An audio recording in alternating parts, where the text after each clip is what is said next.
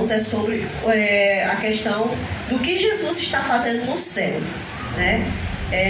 Muitas das vezes a gente fica pensando, Jesus está fazendo um processo de intercessão, né? Jesus está praticando o juízo investigativo. A gente fala muito isso, mas muitas das vezes a gente não para analisar dentro do Antigo Testamento aquilo que Jesus fazia de acordo com o santuário, que o que está lá no santuário é o que a gente usa para entender o que Jesus está fazendo por nós hoje. Então, muitas pessoas das demais denominações que não têm essa doutrina, esse ensinamento do santuário, ele vai achar uma bobeira, né? A gente pregar sobre o santuário, vai dizer que nós somos meio desmiolados, que a gente fica falando sobre a questão do santuário, né?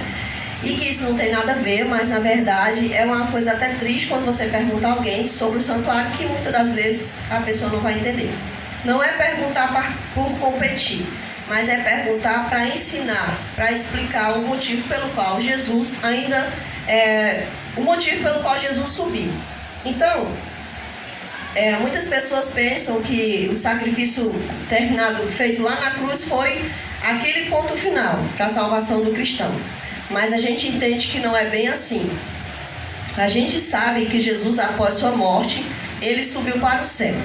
Então, a gente pergunta a alguém lá da outra denominação, o que Jesus então está fazendo no céu? E essa pessoa ela não vai saber explicar para nós. Mas, irmãos, o que é mais triste não é o outro irmão da outra denominação. É nós, adventistas, não sabemos o que Jesus está fazendo no céu. É complicado, porque é um dos estudos bíblicos que a gente aplica ali para as pessoas das demais igrejas, né? Então, como é que eu vou passar um estudo se eu não sei o que é que está falando o santuário, né? Então, o que é a doutrina do juízo investigativo? Então, muitas das vezes a gente fica assim, se questionando, né? O que é que nós estamos aprendendo e o que é que nós estamos passando. Então, você que veio aqui essa noite, você poderá até achar um tema assim um pouco cansativo, mas eu peço a você que entenda, que peça ao Espírito Santo, né, que aplique sua mente para isso, para que você use mais ainda os seus pulmões para proclamar aí fora o quão necessário é que essa pessoa entenda o que Jesus está fazendo hoje por ela.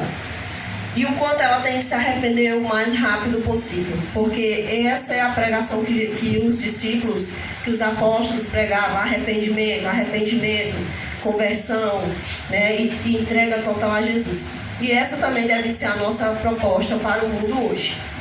Então vamos orar ao Espírito Santo para que Ele nos ajude. Nosso Deus e nosso Pai, nós viemos esta noite aqui, meu Deus, não segundo a nossa própria vontade, mas de acordo com a Tua vontade e o Teu querer.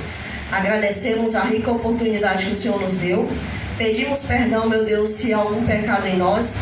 Não somente, meu Deus, pedimos perdão, mas pedimos que o Senhor retire esse pecado de nós, para que nós possamos ser salvos, meu Deus, para a Tua honra e para a Tua glória. Em Teu nome te rogamos, amém, Senhor Jesus. Então vamos abrir a palavra no livro de Levíticos, capítulo 16. E o versículo é o 8.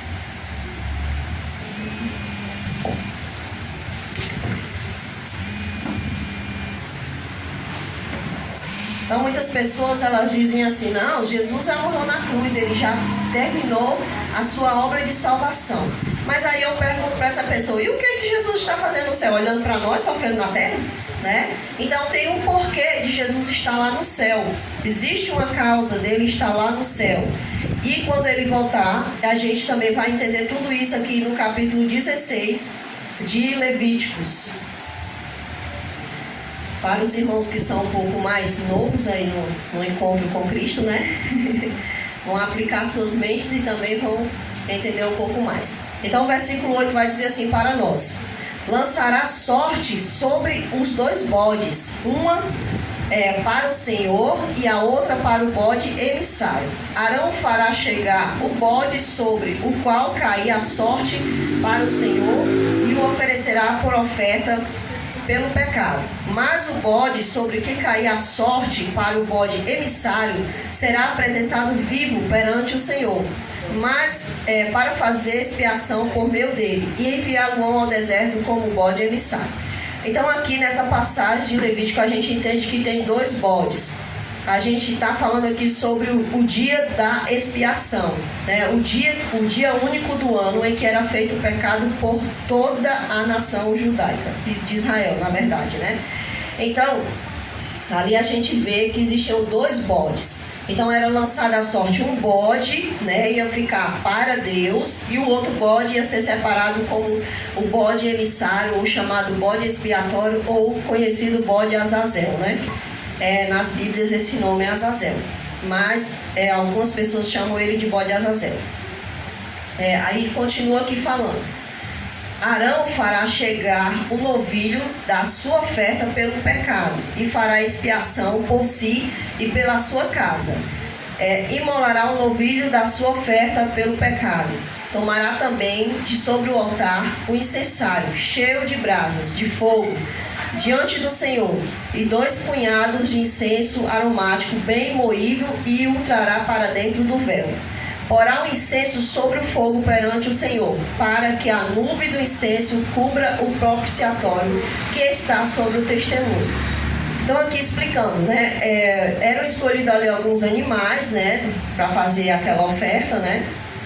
Então, dentro daqueles animais tinham os bodes. E aí o sacerdote ele entrava, fazia ali dentro do... Primeiro ele fazia a expiação por ele.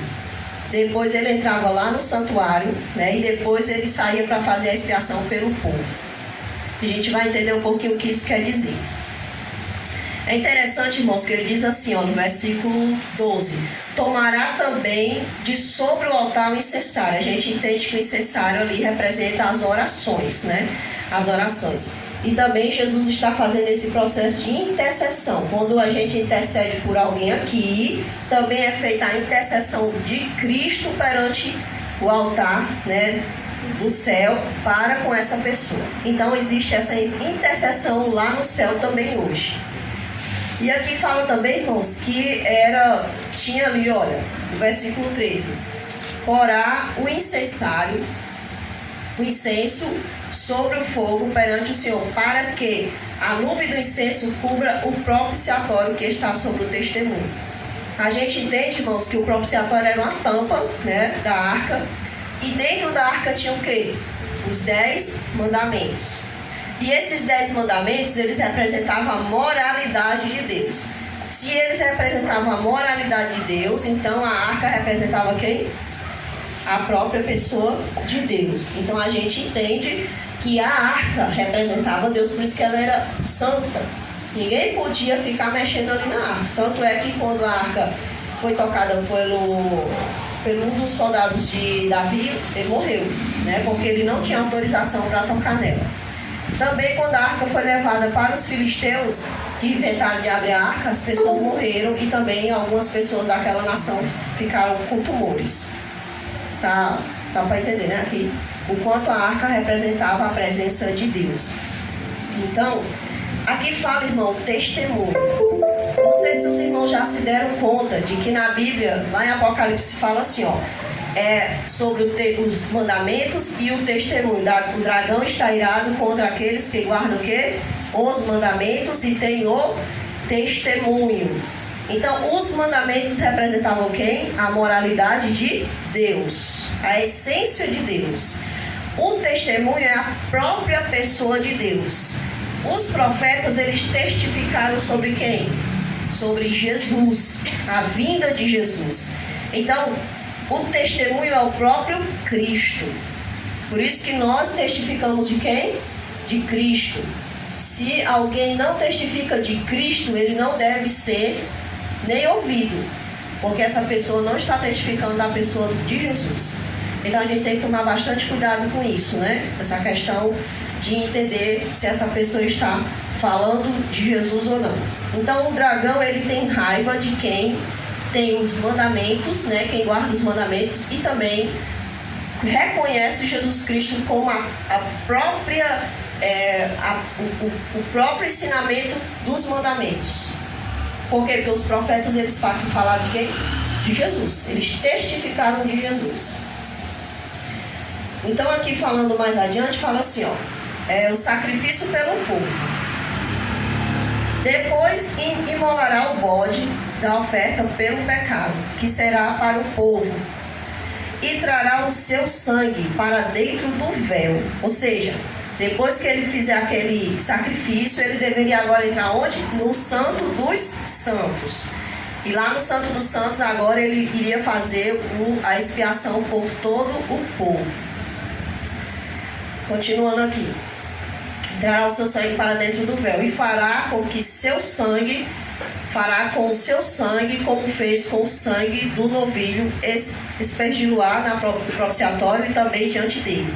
Assim fará expiação pelo santuário por causa das impurezas dos filhos de Israel e das suas transgressões e de todos os seus pecados.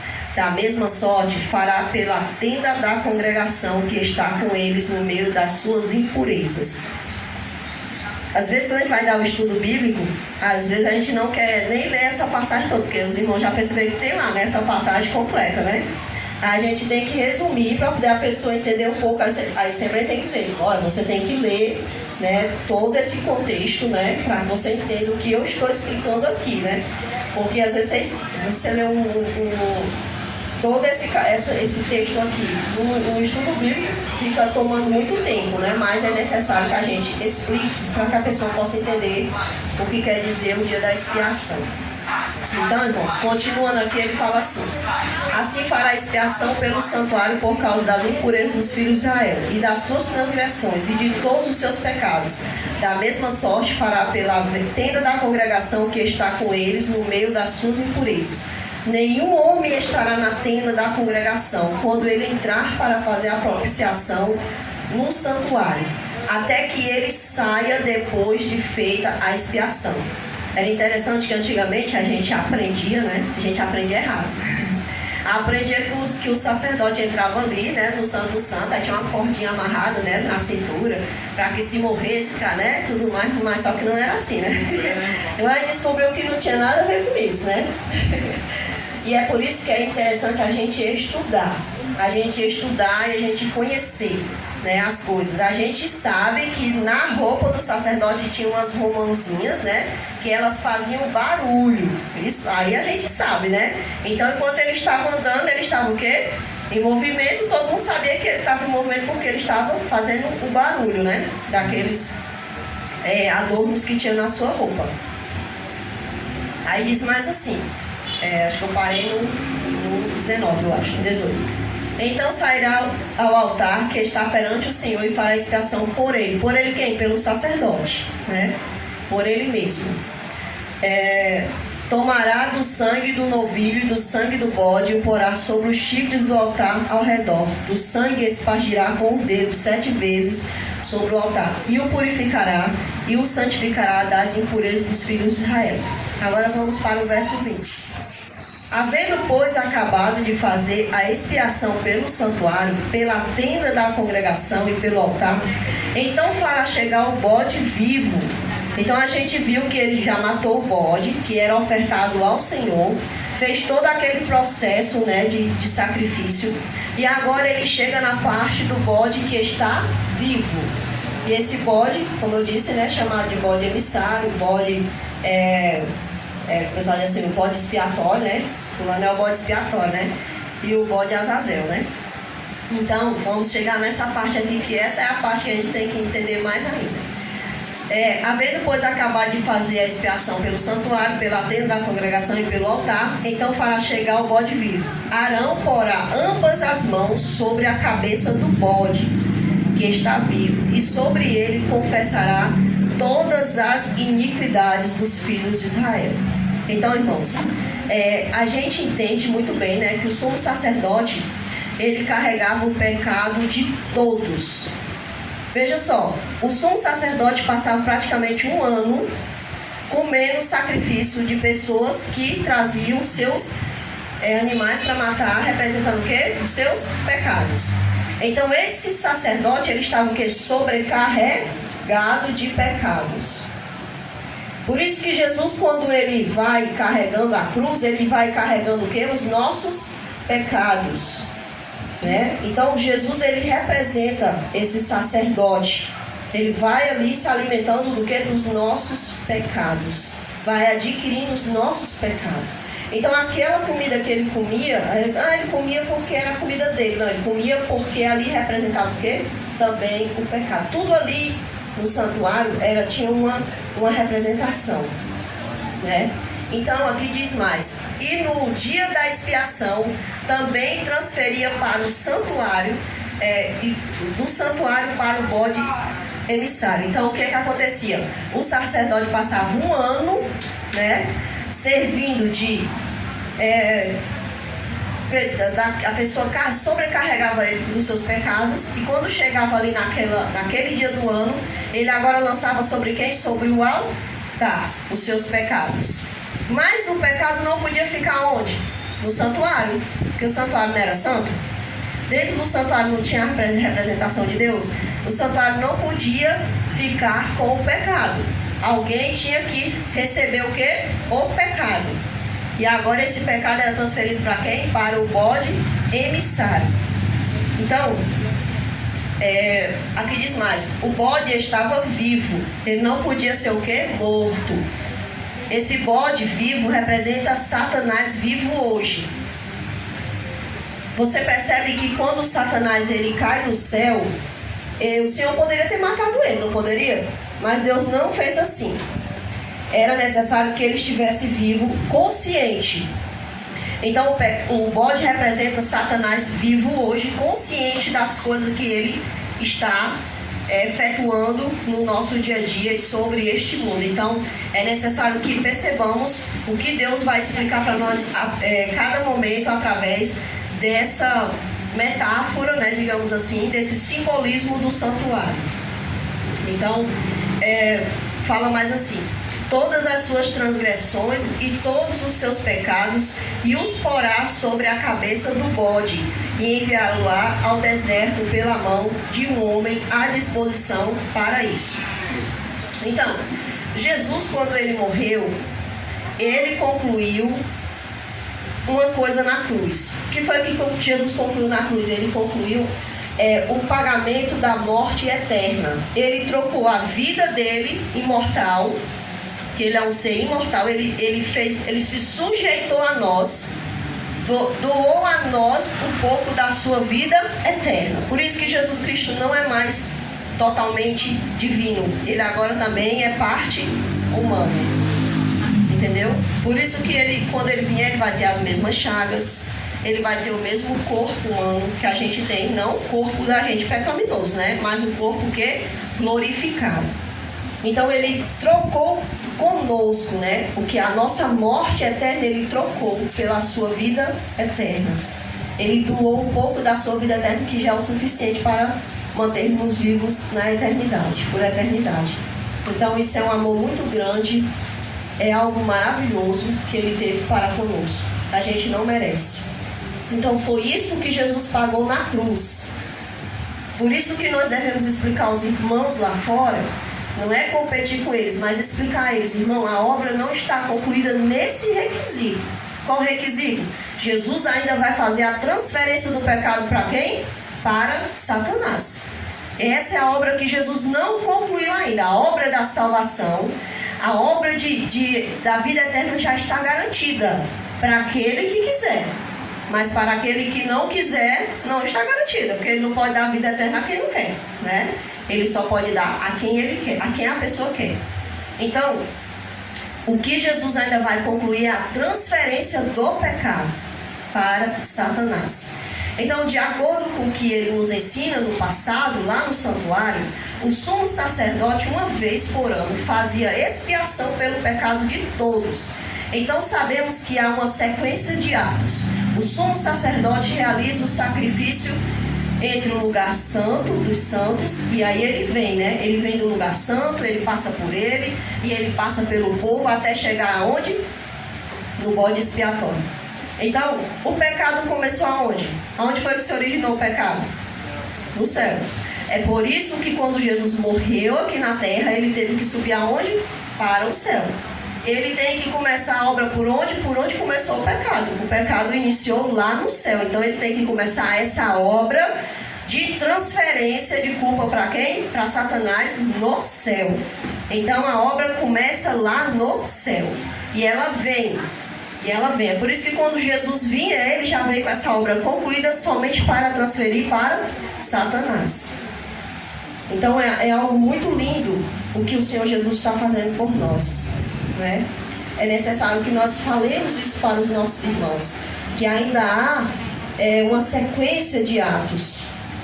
Então, expia aquele lugar, o sangue, depois através deste ato, ele agora transfere o pecado de todos para fora, para um animal chamado bode emissário ou bode Azazel, como muitas pessoas conhecem, né?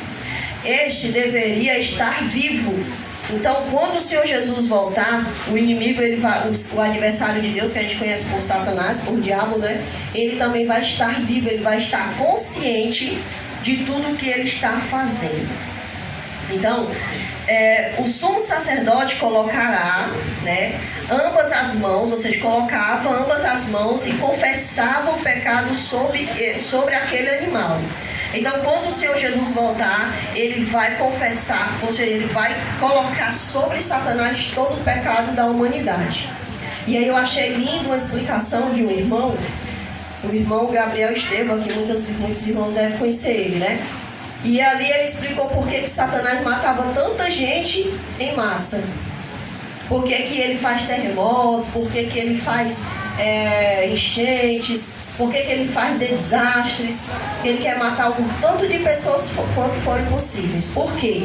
Porque ele quer, né, que essas pessoas morram de forma desesperadas a ponto de não focar em Deus, não voltarem-se para Deus, para que assim eles não confessem, eles não digam assim: Senhor, me perdoe, Senhor.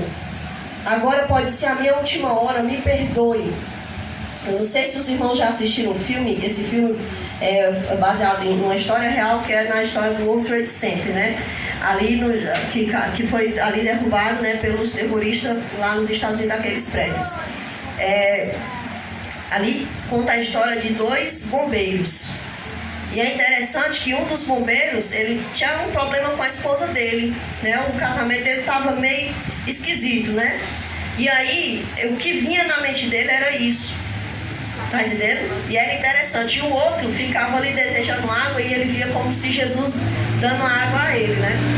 E aí ele começou a pensar nas coisas que ele falava com a esposa dele, no tempo que ele não tinha dado para ela, aquela mágoa que ele criou no coração dela. Porque a gente não pode morrer com mágoa, a gente não pode morrer em pecado. Qualquer pecado é perigoso. Qualquer pecado é perigoso, irmãos.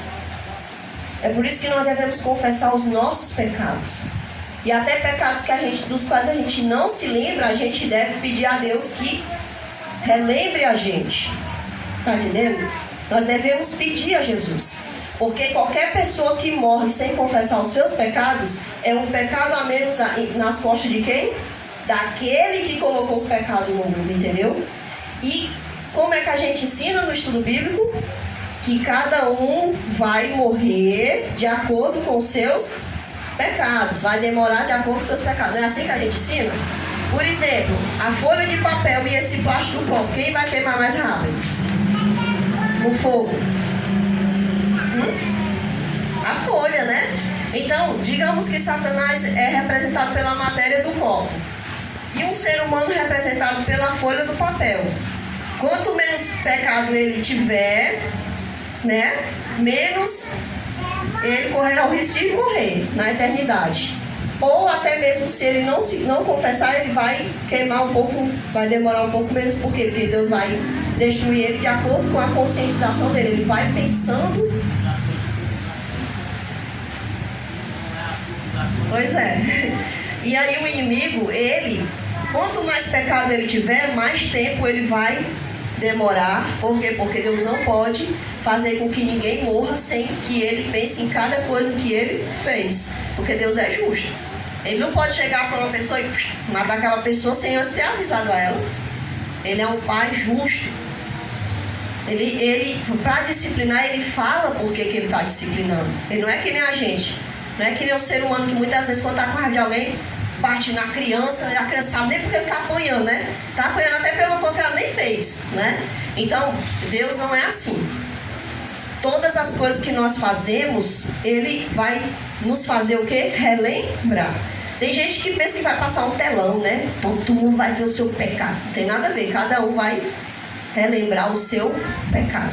Porque não precisa o Senhor passar um telão para o outro ter vergonha do outro. Ou se cada um vai estar ali aterrorizado com o que está acontecendo com ele mesmo, para que ele vai um pecado ali do outro, né? Não tem sentido isso, entendeu? Não é? É um momento de tanto desespero que não vai ter tempo nem para ficar olhando para a vida do outro. Ele está pensando na consequência dele, do que ele está passando. Então, aqui fala assim, né? O sumo sacerdote colocaria ambas as mãos e confessaria ou transferiria assim todas as iniquidades do povo sobre este animal. Depois este bode era enviado ao deserto e ali ficaria sozinho no deserto. Então, este bode também é chamado de bode expiatório. O pecado confessado era referente à moralidade. Então, o pecado sempre está referindo-se a Deus, a moralidade de Deus, né? Deus não vai corrigir a gente por coisas banais, irmãos. Ele vai, se alguém for ser condenado, é por questões da moralidade referente ao Senhor, aquilo que estava referindo-se ao Senhor. Então, se nós estivermos em alguma situação semelhante, nós também devemos nos atentar. Por que eu digo isso, irmãos? Porque às vezes a gente está aqui pregando, a gente não pode se eximir da situação. Nós somos seres humanos como qualquer outro. E todos nós estamos sujeitos a pecar. Não é verdade? Nós não fomos glorificados. Infelizmente ainda estamos nesse corpo, como diz Paulo, né? Esse corpo de morte, né? Quem me livrará desse corpo da morte, né? Então, sempre eu jogo as coisas nas costas do Paulo, tá? Às vezes eu falo palavra que nem é do Paulo, é do João, eu digo que é do Paulo. Eu tenho essa harmonia. Então, o que acontece? O pecado era confessado, né, sobre este animal. Justamente aquilo que a lei aponta, a lei dos 10 mandamentos. Ou seja, essa a gente aprende no estudo bíblico, não é assim? Que nós vamos ser julgados de acordo com o quê? Com a norma da própria lei de Deus. Uma pessoa que é julgada na lei de trânsito, ela não vai ser julgada na lei civil. Ela vai ser julgada pelo quê? Pelo código de trânsito. É assim que ela vai ser julgada. E a humanidade vai ser julgada pelo código moral da lei de Deus. Nós vamos ser julgados por essa lei. Entendeu? Então, por isso, irmãos, que nós, por nós mesmos, nós não temos condições de seguir a lei de Deus. Porque nós estamos num corpo corruptível. Mas quando nós nos entregamos a Cristo, não tem como a gente não viver a lei. A lei, ela vai se tornar algo natural, vai ser algo real nas nossas vidas. Ela vai fluir naturalmente nas nossas vidas. Não é um peso que eu estou ali procurando, tentando fazer, não. Ela vai ser algo natural. Como é que eu consigo isso? Através de uma íntima comunhão com o Senhor.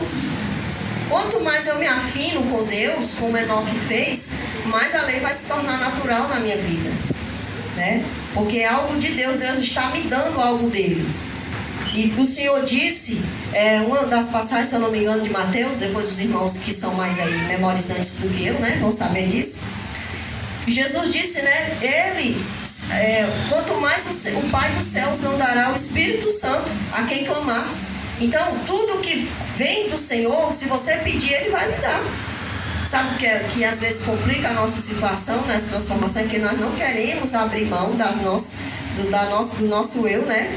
Das coisinhas bobas do nosso eu pelas coisas do Senhor, né? Porque parece que o nosso eu nos dá mais vantagem nesse mundo, né? E de fato dá mais vantagem nesse mundo, mas tira totalmente nossa vantagem no céu. Então, a nossa vantagem tem que ser para com as coisas do céu. Cristo fez esse sacrifício por nós, mas Ele mesmo é também o sumo sacerdote hoje. Neste exato momento, Ele está limpando o santuário, que foi aonde começou o pecado. Então, o pecado se iniciou no céu, A limpeza começa onde? No céu. Por isso que Moisés, ele recebeu o modelo do céu. Porque foi lá onde começou o destroço. Então o Senhor vai dar para Moisés. Moisés faz o santuário. Moisés faz toda aquela didática e vai passando de geração a geração. Toda aquela didática, aquele ensinamento. Mostrando para o povo o que era que tinha acontecido entre o céu e a terra. Ou seja, o pecado que se iniciou lá e desceu para a terra. Então, nesse momento, o Senhor Jesus, ele está limpando o santuário através do seu sacrifício, pois o pecado começou no céu, se estendeu a nós, e por isso que o sacerdote começava o processo de expiação por ele mesmo. Ele se limpava, ele se vestia com a roupinha limpa, né, se lavava, né, fazia ali todo aquele sacrifício, e aí ele ia começando todo aquele processo de expiação. O santo o processo de expiação por si mesmo, né? Pelo Santo dos Santos, e vinha para a parte de fora. Aí sim vai vir essa questão agora para nós, né? E assim por diante. Depois de julgar todas as pessoas através do juízo investigativo, aquele que quis aceitou ser lavado pelo sangue do sacrifício. Então o que acontece? Jesus está lá no processo no céu, depois ele vem para a terra. E agora ele vem fazer a limpeza na terra. E aí ele vai encontrar um sujeito aqui, né? Aquele que quis aceitar ser lavado pelo sangue de Cristo, pelo sacrifício de Cristo, não vai se achar condenado. É assim que a palavra de Deus diz. Aquele que crê será salvo. Aquele que não crê já está condenado. Então, irmãos, infelizmente hoje nós temos 3 classes de pessoas: aqueles que de fato creem, aqueles que acham que creem, e aqueles que não creem, não querem nada de fato com Deus. Então eu tenho que me avaliar entre aqueles que de fato creem e aqueles que acham que creem no sacrifício de Jesus. Eu tenho que avaliar aonde é que eu estou nesses 2 grupos, porque eu tenho plena certeza que eu não estou no grupo de que não aceitou de jeito nenhum. Graças a Deus nós estamos numa situação boa ainda, né? Agora eu tenho que saber entre esses 2 grupos se eu sou aquele que crê de fato no sacrifício salvatório de Cristo, ou se eu só estou pensando que eu creio. Tá entendendo? Porque quanto mais o mundo aperta a gente, eu vou saber se eu estou de fato salvo ou não. Porque o mundo, ele vai nos imprensar tanto que a casca vai ter que rasgar. E dessa casca vai ter que sair o quê? Um trigo, um grãozinho de trigo. Mas se o mundo me apertar de uma tal forma e a casca se rasgar e não sair nada lá de dentro, então certamente eu vou ser um joio. E a Bíblia diz que o joio só serve para ser queimado. Bem, se você nesse momento, eu e você estamos pensando: meu Deus, será que eu sou joio? Isso já é bom. Porque isso está nos fazendo o quê? Nos avaliar. A gente tem que nos avaliar. Nós temos que nos autoavaliar, para que isso possa nos impulsionar a querer ser o quê? Trigo. Porque nós somos seres humanos, irmão. Nós não somos plantas. Eu sempre digo isso. Jesus contou a parábola do trigo, mas ele quis dizer para nós que se eu sou um ser humano, eu posso escolher ser o quê? O trigo ou o joio. Então, Jesus, ele quer que cada um de nós sejamos salvos. Aquele que rejeitou já está condenado. Então, Cristo, saindo dos santos, vindo para um lugar externo. Porque quando o sacerdote saía, o sumo sacerdote saía do lugar santo dos santos, ele passava para o santo e depois ele vinha para onde? Para o lugar externo. E ali agora ele ia fazer o ato de colocar ali os pecados sobre o bode expiatório, né? Então, que no caso é a terra, né? Transferirá todos os pecados confessados para o anjo que se rebelou, o anjo caído, o adversário de Deus. E ao tomar sua igreja, e ficando este mundo caótico, totalmente destroçado, deixará solitário aquele que por muito tempo fora simbolizado por um simples animal. Mas agora vai ser o que? Real. O Senhor Jesus virá, levará a sua igreja, derrotará todos aqueles que não o quiserem, e Satanás ficará sozinho, vivo aqui. Agora, fazendo menção verdadeiramente àquele bode que era chamado de bode emissário. Então agora aquele ser que caiu, que não quis nada com o Senhor, agora ele de fato vai existir, ele vai agora ficar num deserto, como era feito com o bode.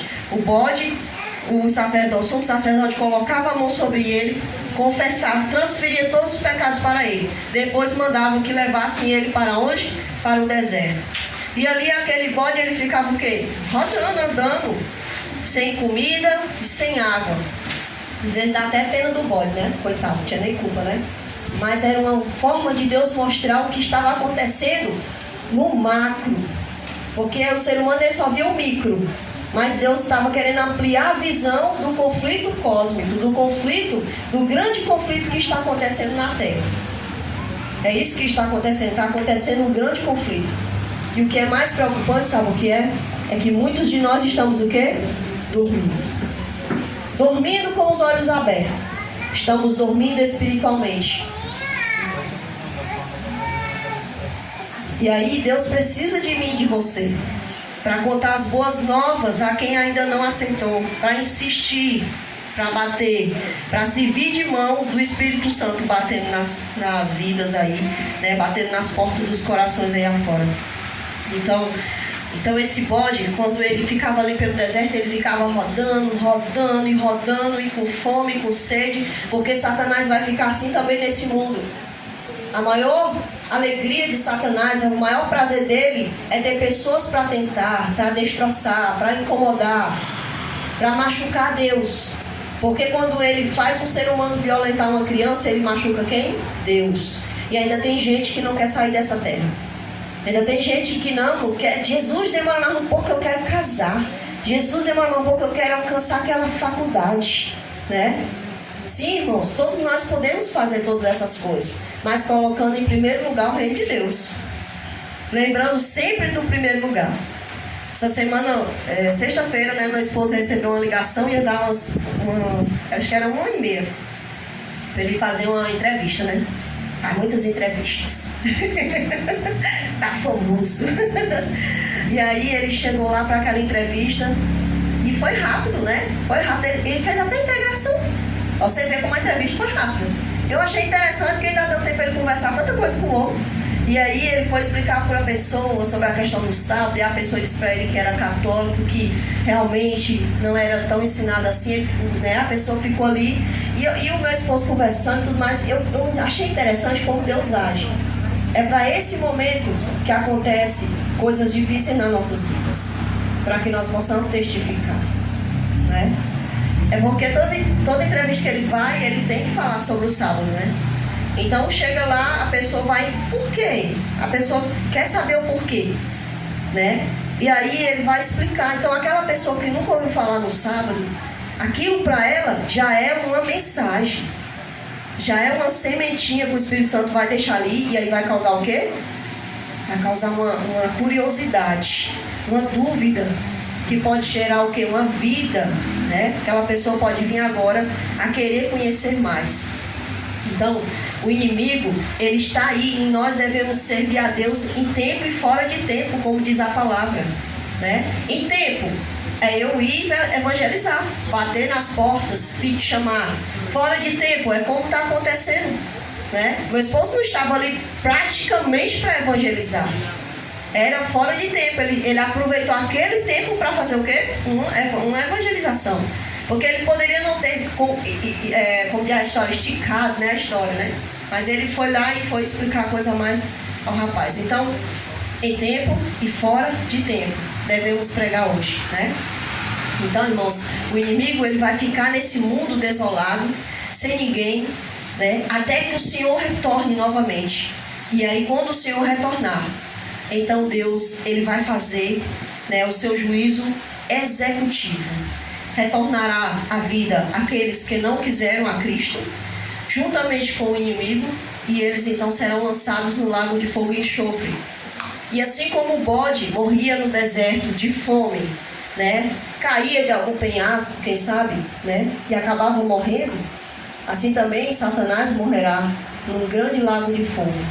E dependendo dos pecados que ele tem, que não foram confessados, mais punição será para ele. Porque ele, de todos, ele vai ser o mais punido. Depois dele, os demônios, os anjos caídos com ele. Depois deles, desses dois grupos, a humanidade que não quis seguir a Jesus. Porque o Senhor deixa bem claro, o lago de fogo e enxofre não foram feitos para vocês.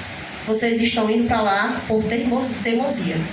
Eu fiz para vocês uma morada na terra, um lugar lindo, e que depois eu vou reformar, porque foi assim que o Senhor fez a terra, perfeita para nós, não é assim?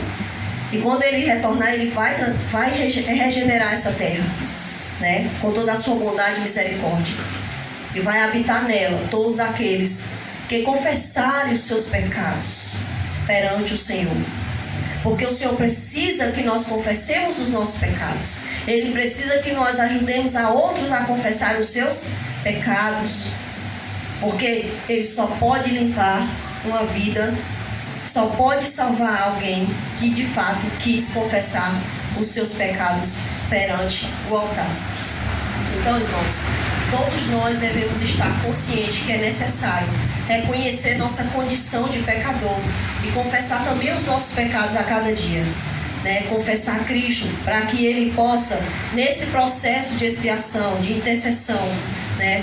Sabemos que o nosso nome, pela fé, está no livro da vida, é assim que a palavra de Deus diz. Se acaso nós retrocedermos, nosso nome será o quê? Apagado. Se não retrocedermos, nosso nome permanecerá. Então é necessário que nós não deixemos, a palavra de Deus diz que não deixe que ninguém tome a sua coroa, né? Não deixe que ninguém, nem nada, nem nós mesmos devemos deixar que nosso eu tome o que o Senhor nos deu, que foi a coroa da vida eterna. E o Senhor, Ele é tão maravilhoso que quando a gente chegar lá no céu, pela graça do Senhor, Ele vai nos dar uma coroa. Por que que o Senhor vai nos dar uma coroa? Porque nós não temos nada para dar a Ele. Mas Ele é tão bom que Ele vai te dar uma coroa, vai dar uma coroa para mim. E eu sempre digo, irmãos, eu não sei quantos brilhantes tem nessa coroa. Eu acredito que na minha coroa não tem nenhum brilhante. Porque eu nunca levei ninguém aos pés de Cristo, irmãos. E eu sempre digo uma coisa, mas eu sei quantas pessoas Jesus me levou até elas, para poder proclamar desse amor. E você também sabe. Mas o fato de eu ter uma coroa na minha mão, quando eu chegar lá naquele dia, quando o Senhor colocar a coroa na minha cabeça, eu vou ter a honra de tirar a coroa da minha cabeça e vou depositar aos pés dele como oferta. Eu vou estar ali doando a Deus a minha vida, a vida que não é minha, é dele, porque é isso que é a coroa da vida.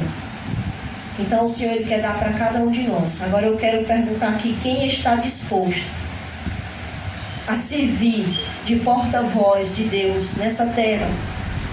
Porque o dragão tem 3 porta-vozes, as bestas. E eu e você podemos ser os porta-vozes de Deus, através de nossa vida diária, nossa renúncia. Então, quem aqui está disposto a ser o porta-voz de Deus, ensinando que ainda há tempo de confessar os pecados, ainda há tempo de lançar sobre Satanás os seus pecados? Eu espero que cada um de nós possa estar disposto a ser um porta-voz de Deus, né? Eu vi ali o Tom levantar a mão, né? Que cada um de nós esteja disposto, né, a ser um porta-voz de Deus. Eu acho que vai ter algum louvor, né, agora?